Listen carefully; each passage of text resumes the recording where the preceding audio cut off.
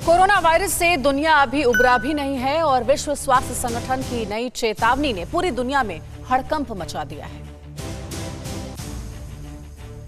WHO ने ये कहकर दहशत मचा दी है कि दुनिया पर कोरोना वायरस का खतरा आखिरी नहीं है, बल्कि अभी भी खतरनाक स्थिति बनी रहेगी। WHO ने 194 देशों के स्वास्थ्य मंत्रियों की सालाना बैठक में ये चेतावनी दी। WHO चीफ ने कहा कि जब तक कोरोना वायरस और उसके वेरिएंट फैल रहे हैं, ऐसे में शिथिलता बरतने के लिए कोई जगह नहीं होनी चाहिए। कोई गलती नहीं करे। ऐसा आखिरी बार नहीं होने जा रहा है जब दुनिया महामारी के खतरे का सामना कर रही है। यह विकास परक निश्चितता है। एक और वायरस आएगा जो इस कोरोना वायरस की तुलना में और ज्यादा संक्रामक और घातक होगा। WHO ने अमेरिका जैसे देशों को चेतावनी देते हुए कहा कि वैक्सीन लगाने के बाद भी खतरा खत्म नहीं होगा। WHO ने वैक्सीन की जमाखोरी करने वाले देशों को भी खरी खोटी सुनाई और कहा कि वैक्सीन की डिस्ट्रीब्यूशन में दुनिया में काफी अपमानजनक असमानता पैदा हो गई है। दुनिया की कुल 75% कोरोना वैक्सीन को दुनिया के केवल 10 देशों में ही लगाया गया है। गरीब देशों में लोगों की जान बचाने के लिए नए टारगेट सेट किए गए हैं। वैक्सीन जमा करने वाले देशों से अनुरोध है कि गरीब देशों को वैक्सीन दान करें।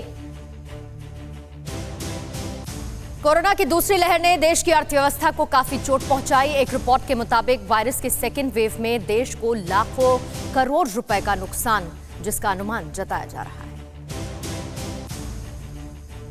बार्कलेज के मुताबिक कोरोना वायरस का भारतीय अर्थव्यवस्था पर गहरा असर पड़ा है। राज्यों के लगाए गए लॉकडाउन से इंडियन इकोनॉमी पर बड़ा साइड इफेक्ट हुआ है। बार्कलेज ने अपनी रिपोर्ट में भारतीय अर्थव्यवस्था में 5.4 लाख करोड़ रुपए के नुकसान का अनुमान जताया है। कोरोना की दूसरी लहर को काबू में करने के लिए लगाए गए लॉकडाउन से अर्थव्यवस्था को होने वाला नुकसान तेजी से बढ़ रहा है। बार्कलेज ने भारत की अर्थव्यवस्था की वृद्धि दर में अपने अनुमान को भी घटा दिया है। उसने इसे 10% से घटाकर 9.2% कर दिया है। स्टेट बैंक ऑफ इंडिया की रिपोर्ट में भी इस तरीके की बात की गई है। SBI रिसर्च रिपोर्ट भी मंगलवार को जारी की गई है। इसमें कहा गया है कि कोरोना की दूसरी लहर से देश की GDP को 4.5 लाख करोड़ रुपए का नुकसान हो सकता है। ये GDP 2.4% के बराबर होगा। दूसरी लहर में स्वास्थ्य से जुड़े संकट ने बड़ा असर डाला है, इसलिए इस लहर के चलते GDP पर पड़ने वाले असर में स्वास्थ्य से जुड़े क्षेत्रों की ज्यादा हिस्सेदारी होगी। क्रिसिल ने अपनी रिपोर्ट में कहा है कि ऐसा लगता है कि कोरोना की दूसरी लहर का पीक गुजर गया है, क्योंकि 23 मई को खत्म हफ्ते में कोरोना के मामले में 22% की गिरावट आई है।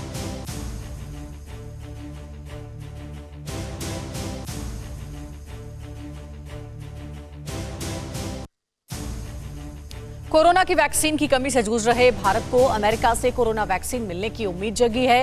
वैक्सीन की कमी को दूर करने के लिए अमेरिका पहुंचे विदेश मंत्री एस जयशंकर ने अमेरिकी राष्ट्रपति जो बाइडेन के टॉप अधिकारियों से बातचीत शुरू कर दी है।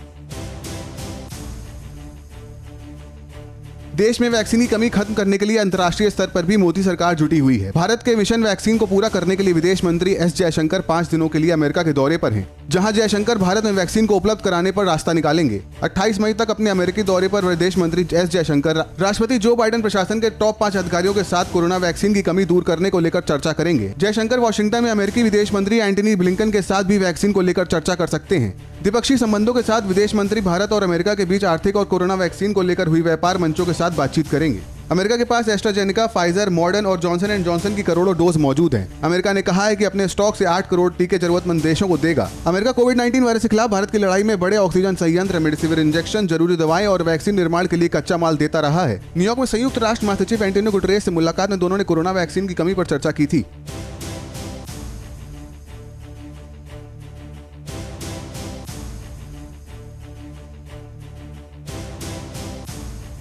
परवाह देश की, सोमवार से शुक्रवार रात 10 बजे TV9 भारतवर्ष पर।